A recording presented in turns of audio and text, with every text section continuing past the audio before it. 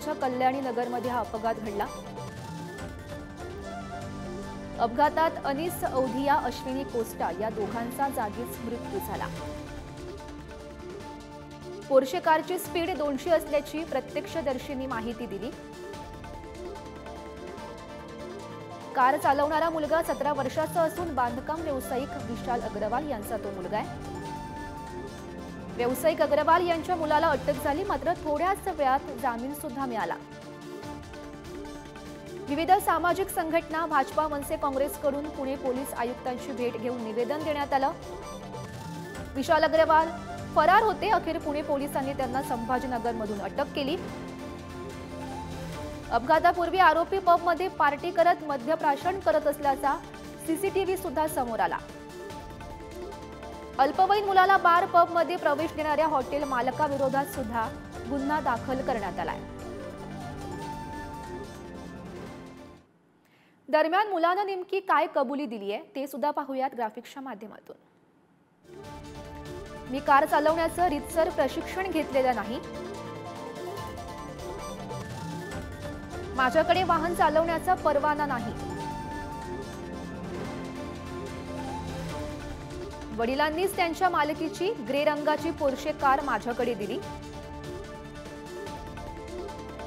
वडिलांनीच मित्रासह हॉटेलमध्ये पार्टी करण्यास सुद्धा परवानगी दिली। मी मद्यप्राशन करतो हे वडिलांना माहिती आहे, असं या मुलानं या कबुलीत म्हटल्याचं पाहायला मिळत आहे।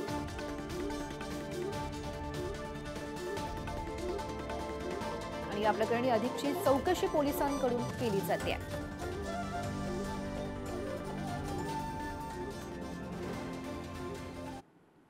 पुण्यातील दोघांचा बळी घेणाऱ्या पोर्शे प्रकरणातील आरोपीच्या शिक्षेवर आणि संपूर्ण प्रकरणावर पुण्यातील तरुणाईला नेमकं काय वाटतंय या संदर्भात तरुणांशी बातचीत केली आहे तुषार झरेकर यांनी। पुण्यातील कल्याण नगर परिसरामध्ये एक धक्कादायक घटना खरं तर घडली। एकंदरीत या प्रकरणामध्ये जर आपण पाहिलं तर हा संपूर्ण जे प्रकरण आहे, एका श्रीमंत बापाच्या मुलाने खरं तर हे संपूर्ण प्रकरण केलंय। एवढे फास्ट मध्ये खरं तर ही गाडी होती। काय एकंदरीत काय वाटतंय तुला? ऍक्सिडेंट रोजच होत असतात, म्हणजे ऍक्सिडेंटच्या घटना नवीन नाहीयेत, पण ट्रॅफिक पोलिसांनी या गाड्यांकडे लक्ष द्यायला हवं, त्यांनी जागरूक राहायला हवं आणि अशाने वेग नियंत्रित येऊ शकतो, ऍक्सिडेंटचं प्रमाण कमी होऊ शकतं आणि न्याय तर मिळालाच पाहिजे। हे सर्वच बंद झालं पाहिजे। पुण्यातच नाही पण सगळीकडेच बंद, त्याच्यावरती बंदी आणली पाहिजे। दारू, पब ही पद्धतच चुकीची आहे आणि तरुण पिढी खूप ओढली जाते त्याच्यामध्ये, ते खरं चुकीचं आहे। आणि नशेत असल्यामुळे त्याला कळलं पण नाही की तो त्याची स्पीड किती आहे, स्पीड लिमिट किती आहे, समोर कोण आहे, आणि त्याच नशेत तो त्या दोघांना उडवलं, तरुण तरुणींना, आणि त्याच्यात त्यांचा जीव गमावला। हे एक पहिली घटना, म्हणजे सुरुवात आहे आता, हे पुढे पण होऊ शकतं, त्यामुळे आताच नियंत्रणात आणलं पाहिजे। ते कायदा हा सगळ्यांसाठी समान असतो, गरीब असो किंवा श्रीमंत असो, नियम तर सगळ्यांना सारखेच असते आणि न्याय तर सगळ्यांना सारखाच मिळायला हवा। मग असं का गरिबांवर अन्याय का होतोय हे पण आपण कुठेतरी पाहिलं पाहिजे। शिक्षा म्हणाल तर म्हणजे कोर्टाचा जो काही नियम असतो, जो काही सर्वांसाठी लागू आहे, जी काही शिक्षा असेल तर ती कोर्टाच्या नियमानुसार जी सर्वसामान्यही होते आणि मोठ्यांनाही होती, तर तीच शिक्षा सर्वांसाठी जी शिक्षा असते तीच त्यालाही व्हायला पाहिजे। त्याचे वडील खरं तर मोठे बिल्डर आहेत, म्हणून हे प्रकरण खरं तरी दाबण्याचा प्रयत्न केला जात होता, पोलिसांवरती दबाव आणण्याचा प्रयत्न केला जात होता, असं काय वाटतंय तुला? पोलिसांवरती दबाव कसं काय? मग पोलीस आहेत ना, ते पोलिसांनी पोलीस म्हणून वावरलं पाहिजे। दबाव कितीही टाकला तरी त्यांच्याकडे अधिकार आहे ना, की ते त्यांच्याकडे कोर्टात नेऊ शकतात, ते मग त्यांच्याकडे अधिकार आहे, त्याचा वापर केला पाहिजे त्यांनी। दबाव ते टाकतात पण आपण दबाव टाकून नाही दिला पाहिजे। पोलिसांना हे कळलं पाहिजे ना की आपण काय करतो, आपण कशासाठी काय काम करतोय, लोकांसाठी काम करतो ना आपण, मग लोकांसाठीच काम केलं पाहिजे। दबाव टाकू दे नाही तर नको टाकू दे, कितीही टाकलं तरी आपण आपलंच काम करायचं असं मला वाटतं। कॅमेरामन अनिल सह तुषार झरेकर, पुढारी न्यूज, पुणे। दरम्यान कोल्हापूरमधून सुद्धा या घटनेवरून पडसाद उमटलेले आहेत, पाहूयात। जो आहे तो बळी गेलेला आहे, 2 मुलांचा खरं तर बळी गेला आणि त्यानंतर संपूर्ण राज्यभरात संतापाची लाट जी आहे ती उसळताना पाहायला मिळते। कोल्हापुरात देखील त्या संदर्भात तीव्र अशा प्रतिक्रिया उमटताना पाहायला मिळते। जो ऍक्सिडेंटचा प्रकार घडला हा प्रकार निषेधार्थ आहे। उद्योगपतींच्या मुलांना 17व्या वर्षी चांगल्या प्रकारच्या गाड्या चालवाय देऊन जे शौक पुरवले जातात हे शोक पुरवणे योग्य नाही, कारण 17 वर्षाच्या मुलाला महाराष्ट्रामध्ये आणि देशामध्ये गाडी चालवण्याची परवानगी नाही. ॲक्सिडेंट झाल्यानंतर पण पैशाच्या ताकदीवरती पोलीस खातं मॅनेज केलं गेलं. पोलीस खातं मॅनेज करत असताना त्या मुलग्याला अटक केल्यानंतर जे गुन्ह्यामध्ये कलम नोंद करावी होती ती कलम नोंद केल्या नसल्यामुळं न्यायालय प्रक्रियेमध्ये त्याला 15 तासात जामीन मिळाला. ही पण गोष्ट निषेधार्थ आहे. खेळखंडोबा केल्यासारखा आणि त्याला काय त्यात जाणीवपूर्वक असं काय तर मुद्दाम कोणी वेळ काढूपणा करण्यासाठी त्याला निबंध लिहिण्यासाठी केलेला आहे. एक तर म्हणजे गरिबाला लाथ श्रीमंताला साथ असा त्यांचा तो विषय झाला. जर अशी जर कायद्याचं जर उल्लंघन करून जर लहान अल्पवयीन मुलांना जर गाडी दिल्याने ते जर कोणालाही असं उडवत गेले आणि 15 तासात त्यांचा जामीन जर होत असेल तर ही लज्जास्पद बाब आहे. एखादा सामान्य गरीब कुटुंबातील एखादी व्यक्ती असेल तर त्याला जर तुमचं जर कायद्याचं उल्लंघन झालं तर त्याच्या पालकाला शिक्षा होती. इथं पालकाचा शिक्षकाचं काय नाही. ज्यावेळी रेटा जास्त लागला त्यावेळी त्यांना आता त्यांना अटक करण्यात आलेली आहे. सर्वसामान्यांच्या ह्या धनगाड दांडग्यांना सर्वसामान्यांच्या जीवाची कदरच राहिलेली नाही. कायदा धाब्यावर बसवायचा, वारेमाप आर्थिक संपत्तीचा वापर करायचा, याच्यामध्ये दिसून येते ना. 17 वर्षाच्या अल्पवयीनाला कुठली तर निबंधाने अमुक तमुक हे सांगायला लागला. अहो जीवाची किंमतच नाही. यांनी थोडा जे मयत झालेले आहेत मुलगा आणि मुलगी त्यांच्या जागी ह्या धनदांडग्याची मुलं असती तर त्याची काय अवस्था झाली असती हो. हे जे सगळं मॅनेज चाललेलं आहे आणि ह्याच्यामध्ये आमची राजकीय शक्ती अशा लोकांना पांघरून घालते. सामान्याला न्याय एक आणि यांना न्याय, ही दुर्दैवी गोष्ट तर आहेच. अक्षरशः डोळ्यातून पाणी येते राव. त्या मुलाच्या मयत झालेल्या मुलगीच्या आणि मुलाच्या पालकांची काय अवस्था झाली असेल आणि इकडं हा चिकन बिर्याणी खाणाऱ्याला तुम्ही वारेमाप असं पैशाच्या जीवावर सोडून देताय. ही चीड आणणारी गोष्ट आहे. तर पुण्यातील या घटनेसंदर्भात मुंबईतही याचे तीव्र पडसाद उमटताना दिसत आहेत. मुंबईकरांना नेमकं काय वाटतंय पाहूयात. घटना जी घडली त्यांनी अनेक विचार आता करायला लोकांना लावलेत. तो विचार म्हणजे सुरक्षिततेचा. खऱ्या अर्थानं पुण्याला दुर्दैवी घटना जी घडली याच्यात अनेक विचारांचा आता खऱ्या अर्थानं गरज आता लोकांना आहे सर्वसामान्यांमध्ये. तेच विचारायला आपण इकडे आलोत. खऱ्या अर्थाने पुण्याला जी घटना घडली, जी दुर्दैवी घटना होती आणि ज्या घटनेकडे आपण सगळे सामोरे जातो, कसं काय पाहता? सगळ्यात पहिले रिॲक्शन तुमचं काय? 14 तासामध्ये जामीन मिळतो तर कुठल्या मुद्द्यावरती? मला ते हसू की रडू, आता मान्य न्यायालयाबद्दल मी जास्त बोलणारा मोठा नाही, पण त्याला काय गोष्टींवरती त्याला सोडण्यात आलं. सर्वप्रथम 300 पानाचा एसे लिहून द्या. अरे काय तो शाळेमध्ये आलाय का? 300 पानाचा एसे लिहून द्या. त्याच्यानंतर 15 दिवस त्याची पोलिसांसोबत, ट्रॅफिक पोलिसांसोबत ड्युटी करा आणि त्याच्यानंतर डॉक्टरांची काउन्सिलिंग. आता हसू की रडू मला काहीच कळत नाहीये. तो नक्की नाबालिक आहे की नाबालिक म्हणून त्यांनी गडगंज पैसा ओतला असेल सर्व ठिकाणी आणि म्हणून त्याला असे कारण दाखवून 14 तासामध्ये त्याला सोडण्यात आलेलं आहे.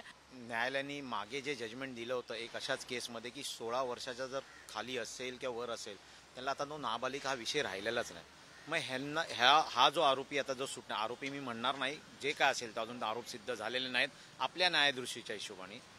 त्यांनी जी चूक केलेली आहे त्याच्यामुळे जी हानी झालेली तिथं कधी आयुष्यात बनणार. पण ज्या न्यायालयाने त्याला जे जामीन मंजूर केलं आहे की नाबालिक आहे किंवा त्याचा अंडर एज आहे या गोष्टीसाठी, ते सर्वात मोठा प्रश्नचिन्ह तिथेच उभा राहतो.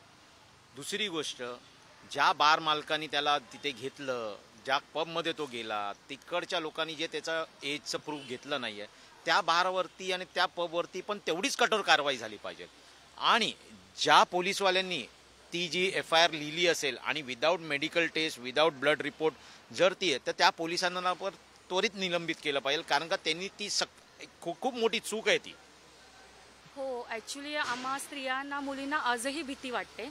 खरं सांगायचं तर कायदा सुव्यवस्था सुरक्षित नाही आहे. आमच्यासारख्या तरुण पिढीला आजही रस्त्यावर येण्यासाठी भीती वाटते. महाराष्ट्राचा हा UP बिहार झाला आहे असं म्हणायला आता काही हरकत नाही आहे. पुणे हे शिक्षणाचं माहेरघर असं म्हटलं जातं. मुळात श्रीमंतांच्या मुलांसाठी आणि गरिबांच्या मुलांसाठी हा वेगळा कायदा आहे का? आणि हे जर गरिबाच्या मुलांसोबत घडलं असतं, त्याच्याकडून अचानक ॲक्सिडेंट झाला असतं, त्याच्यावरती लगेच क्विक ॲक्शन घेतली असते. बट आता हा श्रीमंताचा मुलगा आहे म्हणून याच्यावरती पुरेपूर असा म्हणजे विचार करून 15 तासात त्याला बेल भेटते, म्हणजे निंदनीय आहे हे. मी फक्त एवढं सांगू शकते की आजही महाराष्ट्रात आम्ही स्त्रिया तरी सुरक्षित नाही आहे. माझी पोलीस प्रशासनाला आणि या महाराष्ट्राच्या सरकारला एकच विनंती आहे की तुम्ही लवकरात लवकर ते अग्रवाल यांच्यावरती कारवाई करण्यात यावी, कठोर अशी कारवाई करण्यात यावी. विकास सोबत श्रेयसन, पुढारी न्यूज, मुंबई. तर पुण्यातील अपघाताच्या घटनेनंतर राज्यभरातून खरं तर संताप व्यक्त केला जातोय आणि याच घटनेवर नागपूरकरांनी नेमकी काय प्रतिक्रिया दिली आहे पाहूयात. पुण्यातील पोर्शे गाडीच्या अपघात बळीच्या प्रकरणी वेगवेगळ्या प्रतिक्रिया येत आहेत. समाजातून वेगवेगळ्या प्रतिक्रिया उमटत आहेत. नेमकं नागपूरकरांना याविषयी काय वाटतं हे जाणून घेण्यासाठी आपण या नागपूरच्या काही सामान्य नागरिकांसोबत चर्चा करणार आहोत. त्याचबरोबर महत्त्वाचं म्हणजे अपघातमुक्त शहर व्हावं यासाठी गेले अनेक वर्ष या क्षेत्रात कार्यरत असलेले राजू वाघ आहेत, रोडमार्क फाउंडेशनचे अध्यक्ष आहेत. आपण सुरुवातीला त्यांच्याकडून जाणून घेऊया की एकूणच हा जो अपघात झालेला आहे याबद्दल तुमचं काय प्रतिक्रिया किंवा काय भावना आहेत. एकतर अपघातातील आरोपी अल्पवयीन आहे, गाडीचं रजिस्ट्रेशन नाही, लवकरात लवकर त्याची सुटका होते, बेल मिळते. या घटनेकडे एकूण तुम्ही कसं पाहता? मुळात ही फारच चुकीची घटना आहे, भयंकर घटना आहे. ज्या युवकांनी रस्ते अपघाताला जो कारणीभूत ठरलेला आहे, ज्याच्या बेधडक वाहन चालवण्यामुळे, मद्यपान करून वाहन चालवण्यामुळे जे अपघात झालेला आहे, तर तो अपघाताला कारणीभूत ठरलेला जो युवक आहे तो अल्पवयीन जरी असला तरी त्याच्या पालकांनी त्याला जी मोठी गाडी दिलेली आहे आणि त्याचा त्यांनी दुरुपयोग केलेला आहे आणि बेधडक चालवून त्यांनी कोणाची तरी जीव घेतलेला आहे. ही चुकीची घटना आणि भयंकर घटना आहे. याकरिता याच्या पालकांना दंड झाला पाहिजे. अपघाताला कारणीभूत समस्या सोडवण्यासाठी शासनाने कडक पावले उचलले पाहिजे. आता निबंध लिहून त्यांना वेळ मिळाली, परत उद्या जाऊन परत काही क्राईम करतील, रेप करतील, परत त्यांच्यावर म्हणजे ते निबंध लिहा आणि परत बेल घ्या, हे असंच चालेल का? योग्य नाही, हे चुकीचं आहे. चांगली ठोर कारवाई केली पाहिजे त्यांच्यावर. म्हणजे याच्यानंतर तरुणांना मग हे चुकीचं केलं, हे असं बेल नाही पाहिजे. इथे कुठेतरी राजकारण देखील होत असतानाचं सामोरं येतं का? कारण ज्या प्रकारे ज्या वेगात एखाद्या अपघात होतो, जीव जातो, त्यांना लगेच बेले मिळते किंवा मग राजकीय दबाव पण कुठे आहे असं वाटतं का तुम्हाला? राजकीय दबाव तर तिथे असणारच, कारण की ते जे होते ते घरचे श्रीमंतच लोक होते आणि पोर्शे गाडी म्हटल्यावर त्या गाडीला जर हात लावायचा आहे तर माणूस एकदम ट्रेन पाहिजे. आणि तो मुलगा अल्पवयीन असताना सुद्धा त्याच्या घरच्यांनी त्यांना ती गाडी हाताळायला दिली आणि तो मुलगा दारूसुद्धा पितो हे त्यांना माहीत असतानाही त्यांनी त्याला गाडी दिली आणि त्यांनी ॲक्सिडेंट केला आणि इतक्या लवकर त्याला बेल मिळाली. तर यावरून म्हणजे हे लक्षातच येते की त्यांचा काहीतरी राजकीय असणारच दबाव असू शकतो. जेव्हा तो एवढी मोठी गाडी चालवत आहे, त्याला एवढी मोठी गाडी चालवायसाठी तो व्यक्ती योग्य वाटत आहे, तर शिक्षेसाठी पण तो योग्यच आहे. सेम ट्रीटमेंट त्याला भेटली पाहिजे. सज्ञान लोकांसारखी बिलकुल बिलकुल त्याला बालिक लोकांसारखी बिलकुल म्हणजे तो नाबालिक जरी अल्पवयीन आहे, बट त्यांनी जे कृत्य केलेलं आहे ते अल्पवयीन कॅटेगरीमध्ये मोल्ड होत नाही, तर त्यामुळे त्याला ते शिक्षा गंभीरच व्हायला पाहिजे. कॅमेरामॅन मंगेश हस्तकसह जितेंद्र शिंगाडे, पुढारी न्यूज, नागपूर.